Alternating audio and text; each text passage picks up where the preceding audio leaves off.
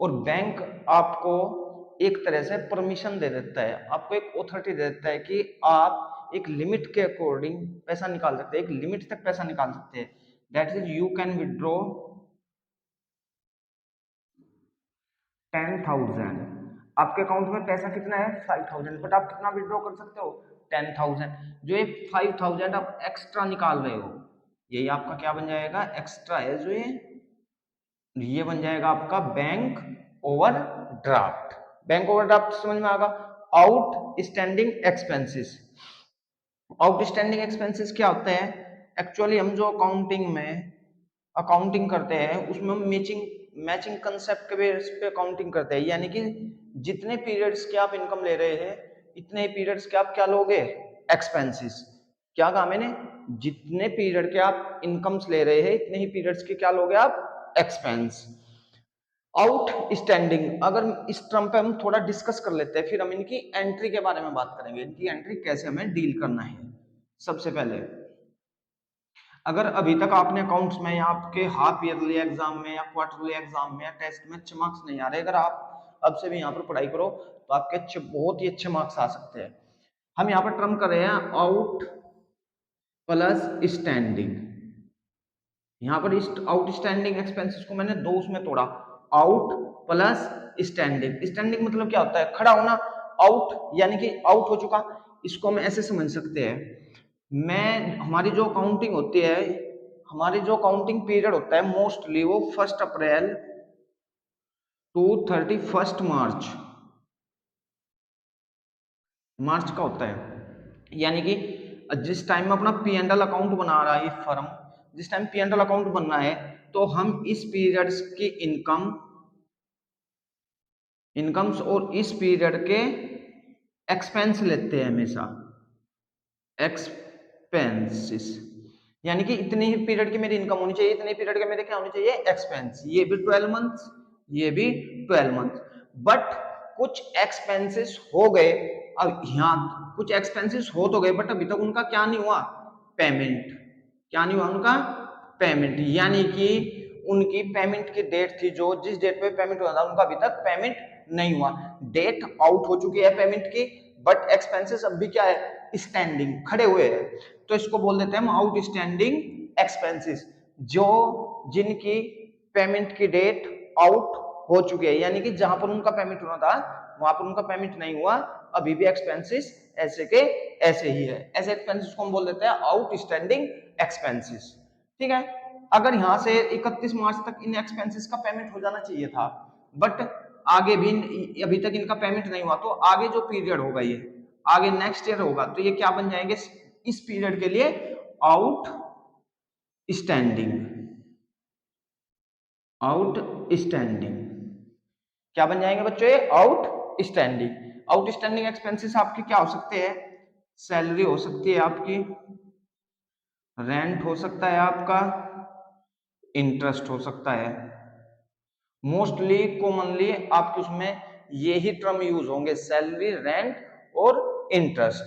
आगे आज हमें थोड़ा लाइबिलिटी पे डिस्कस करना था कि लाइबिलिटी का पेमेंट कैसे होता है, लाइबिलिटी कैसे होती है। जिस टाइम आप क्रेडिट में परचेज करते हो, किस में परचेज करते हो, क्रेडिट में, तो आप एंट्री क्या बनाते हो, आप एंट्री बनाते हो purchase, purchase account debit to creditor, creditor to creditors.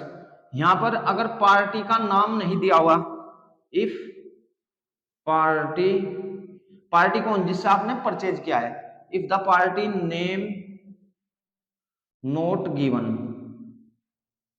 Note given, अगर पार्टी का नाम जिससे आपने परचेज किया है उस पार्टी का नाम नहीं दिया, तो उस पार्टी के नाम के प्लेस पर हम किसका नाम यूज करते हैं, क्रेडिटर्स का। किसका नाम यूज करते हैं, क्रेडिटर का। अगर if the name of party given, if the name of party, जिससे हमने माल खरीदा है, जिससे हमने परचेज किया है, party given, then the name of party come here, the name of party written, फिर हम किसका नाम लिखते हैं, पार्टी का। जैसे मैं कहता हूं परचेज फ्रॉम मोहन, तो मोहन यहाँ पर फिर क्या आ जाएगा, टू मोहन, मोहन, यहां से क्रेडिटर टर्म मिट जाएगा, यहाँ पे क्या लिखेंगे फिर, टू मोहन अकाउंट।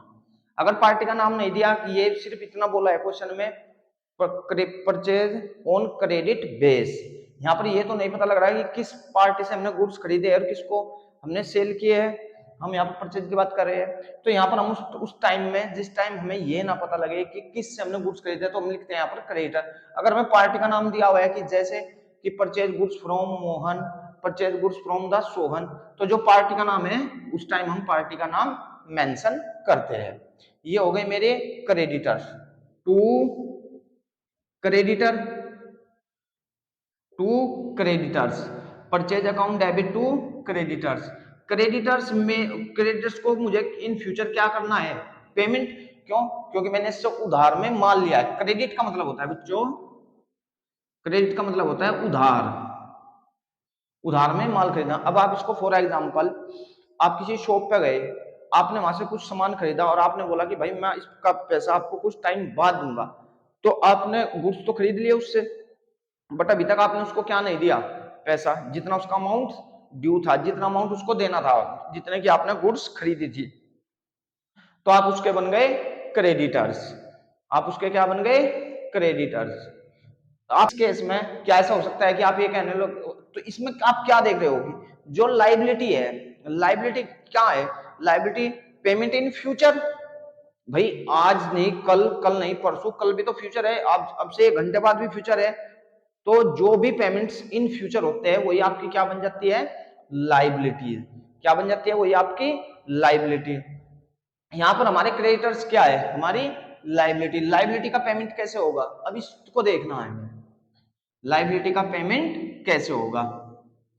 अब ऐसा तो नहीं है जिससे माल लेकर आए उसका पैसा कहता है कि भाग जा अपने घर, यहाँ पैसा वैसा नहीं है भाई, तो उस केस में क्या हो जाएगा, उस केस में क्या, आप क्या होता, बैड डेब्ट हो जाएगा। ठीक है, क्रेडिटर, यहां पर हमने एंट्री बनाई, हमें क्रेडिटर का पेमेंट करना है। हम एंट्री बनाएंगे क्रेडिटर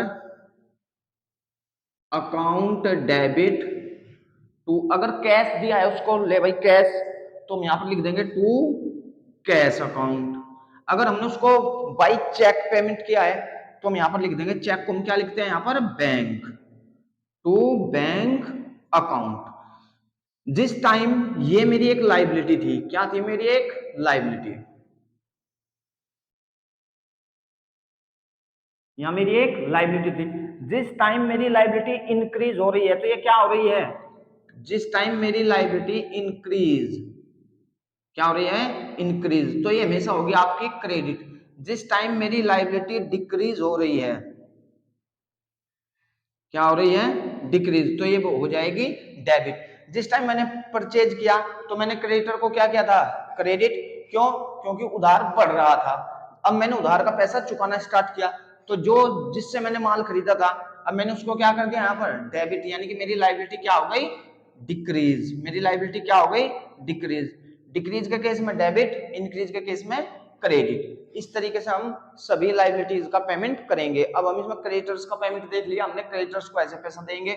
आपके आउटस्टैंडिंग एक्सपेंसेस है कोई भी, आपका आउटस्टैंडिंग एक्सपेंसेस है उसका पेमेंट ऐसे ही करेंगे। आउटस्टैंडिंग एक्सपेंसेस को सपोज दैट हमारी सैलरी आउट ऑफ बैंक, इस तरीके से हम सभी लाइबिलिटीज का पेमेंट इस तरीके से करते हैं। हमारी जिस टाइम लाइबिलिटी रेज होती है, इंक्रीज होती है, उस टाइम वो क्रेडिट हो जाएगी। जिस टाइम उसका पेमेंट होता है, डिक्रीज होती है, उस टाइम उसको हम कर देंगे डेबिट। ये हमने कुछ एसेट्स, लास्ट क्लास में हमने एसेट्स के बारे में पढ़ा था, इसमें हमने लाइबिलिटी के बारे में पढ़ा है। अगर आपको किसी टॉपिक में, आप कोई टॉपिक पूछना चाहते हैं मेरे से, तो कमेंट सेक्शन में बताइए, मैं आपके टॉपिक के कोई डाउट्स है, आप कोई डाउट पूछना चाहते हैं अकाउंट्स में, मैं वे क्लियर करूंगा। अगर मेरी वीडियो पसंद आई तो शेयर करें, लाइक करें और सब्सक्राइब करें। Thank you. आपका बन जाता है बैंक ओवरड्राफ्ट, यानी कि withdraw more than balance, more than account balance, जितना आपके बैलेंस है। मैं इसमें आपको फॉर एग्जांपल, आपके सेविंग अकाउंट में, जो आपका बैंक में अकाउंट है, सेविंग अकाउंट होता है वो आपका नॉर्मली, उसमें 5,000 रुपया पड़ा है,